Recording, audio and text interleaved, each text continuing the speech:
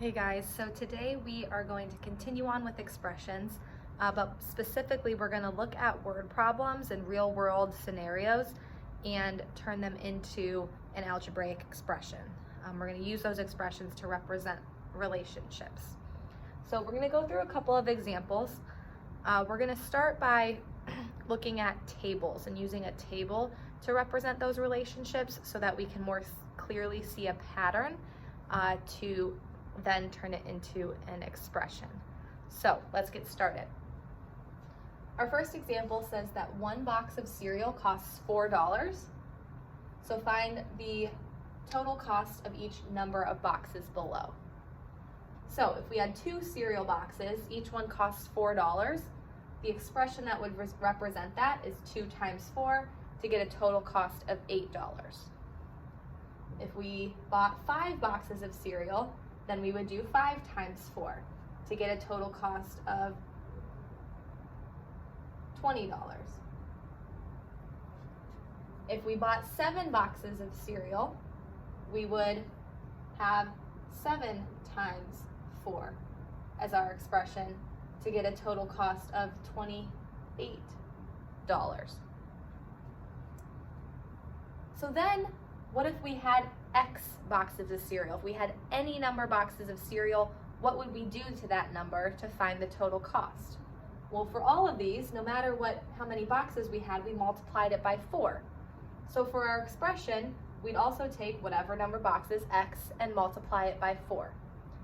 But instead of X times 4, typically we represent the expression as 4 times X or 4X.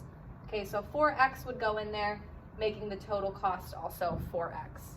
Okay. Moving on to our next example. Bath & Body Works is giving away $10 coupons to all shoppers. Find the total amount each customer will pay after the coupon. Okay, so if a customer spent $25, you take that 25, subtract off 10 because the coupon's $10 off, and they would spend $15. If a customer spent $33, the expression would be 33 minus 10, and the customer would spend $23. If the customer spent $17.50, I would take that $17.50 and subtract 10 to get the total price after the coupon to be $7.50. So then, what about for the amount spent being X dollars? Okay, no matter what amount spent up here, we subtracted 10 from that amount. So the expression would be X minus 10. No matter how much is spent, we'll subtract 10 from it to get the total price.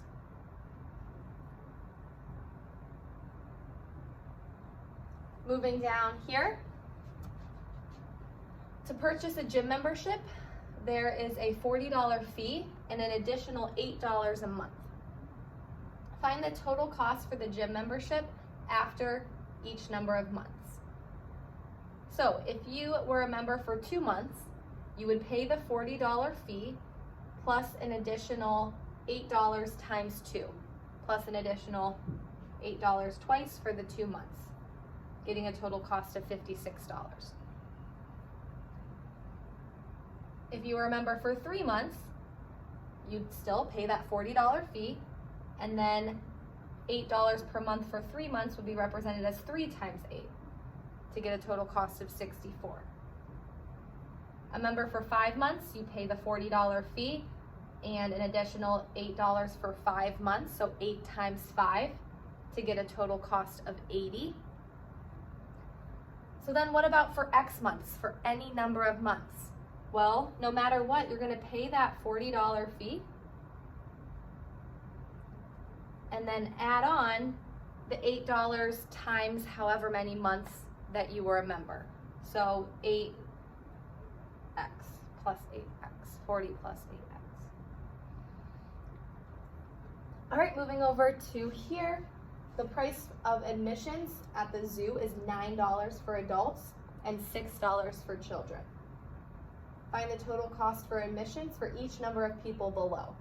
So now there's going to be two variables, the number of adults and the number of children. So if there was one adult and 3 children, well, you have one ticket that's $9 plus 3 tickets for $6, you get a total cost of $27. If you have 2 adults and 4 children, you need 2 tickets that are $9 and 4 tickets that are $6. So 2 times 9 plus 4 times 6 to get a total cost of $42. If you have 3 adults and 2 children, then we would need 3 tickets that are $9, so 3 times 9, plus 2 tickets that are $6, so 2 times 6. So 3 times 9 is 27, plus 2 times 6, which is 12. 27 plus 12 is 39. So then let's think about an expression. If we had any number of adults and any number of children, then what expression could represent that? Well, the number of adults that we have, we multiply that by $9 per ticket. So we have 9 times the number of adults, 9 times A, and then plus, it's $6 for each children's ticket, so plus 6 times the number of children that are there. So 9A plus 6C.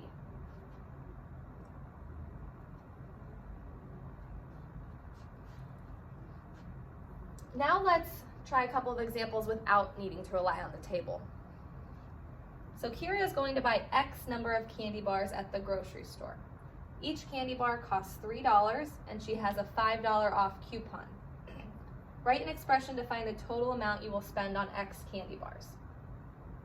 So if you need to, you can think about if she had 2 candy bars or 3 candy bars and think of it in terms of numbers rather than variables at first.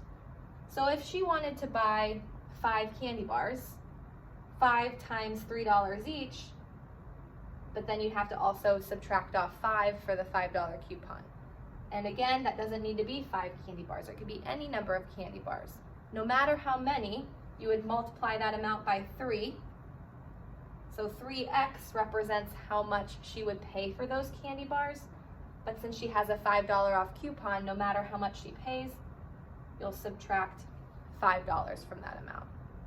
So 3x minus 5 would be the expression. And then I also asked you to use the expression to find the total cost if Kira bought 7 candy bars. Okay, so x represents the number of candy bars, so really you can plug that in like we did in our last topic. So this would become 3 times 7 minus 5. 3 times 7 is 21. That's how much she would spend on the candy bars before the coupon. But we still subtract 5 because of that coupon. So her total amount would actually be $16.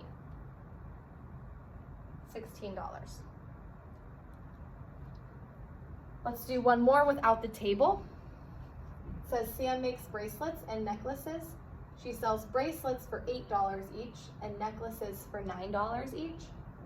Write an expression to represent how much money she makes after selling B number of bracelets and N number of necklaces. So again, you can think about it without variables, okay? If she sold 10 bracelets, to find that amount, you'd multiply 10 by the 8, because that's how much she gets per bracelet. And then you would add on however much she makes for the necklaces. If she sold 10 necklaces, you'd multiply 10 times the $9 that she makes. So rather than thinking of it in terms of numbers, think of it in terms of variables. Okay, she makes $8 for each bracelet she sells, so 8 times however many bracelets she sells, plus 9 times however many necklaces she sells. Okay, so $8 per bracelet plus $9 per necklace. So this expression could represent how much she makes for any number of those jewelries. And then let's use that expression to find the total amount after selling 10 bracelets and 4 necklaces. So here, B equals 10 and N equals 4.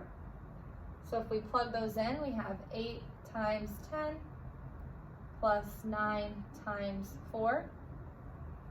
8 times 10 is 80. So she makes $80 on bracelets, and 9 times 4 is 36. She makes $36 on necklaces. So altogether, that would be $116. She makes $116 on those sales. So if you need to, think of it in terms of the table. If you can get right to the expression, that's great too. But always think of it in terms of numbers as well. So go ahead and practice, and good luck.